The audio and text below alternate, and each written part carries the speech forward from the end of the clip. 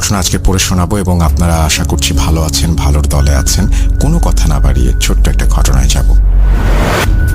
আসসালামু আলাইকুম রাসেল ভাই, আমি পারভেজ বলছি রাজশাহী থেকে। ভূত.com এটা আমার প্রথম ঘটনা। ঘটনাটি আমি আমার নানির কাছ থেকে পেয়েছি।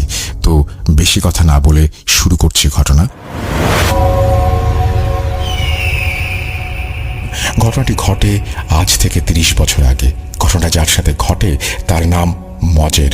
তিনি একজন চা বিক্রেতা ছিলেন এবং তার চায়ের দোকান ছিল তার বাড়ি থেকে 2 কিলোমিটার দূরে চাঁদনগর বাজারে এবং তার যাতায়াতের রাস্তা ছিল নদীর পাশ দিয়ে। তিনি প্রতিদিন সকালে ও বিকেলে চায়ের দোকানে গিয়ে চা বিক্রি করতেন, আর বিকেলে চা বিক্রি করে ফিরতে ফিরতে প্রায় রাত 10টা বেজে যেত।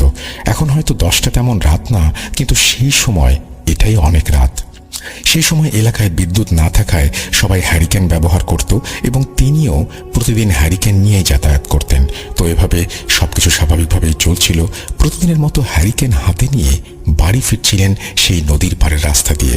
ফেরার পথে তিনি দেখেন 2টা মেয়ে তার রাস্তার মাঝে দাঁড়িয়ে। তিনি বিষয়টাকে স্বাভাবিকভাবে নিয়ে কাছে গিয়ে বলেন, কে গো, এখানে এত রাতে কি করো? তিনি 2-3 বার জিজ্ঞেস করেন, কিন্তু মেয়ে দুটা কিছু বলে না। তখন তিনি লক্ষ্য করেন যে মেয়েগুলোর চুল অনেক বড়, একদম পা পর্যন্ত। তারপর যে ঘটনা ঘটে এতে তিনি বুঝতে পারেন আজ তার সাথে খারাপ কিছু ঘটতে চলেছে।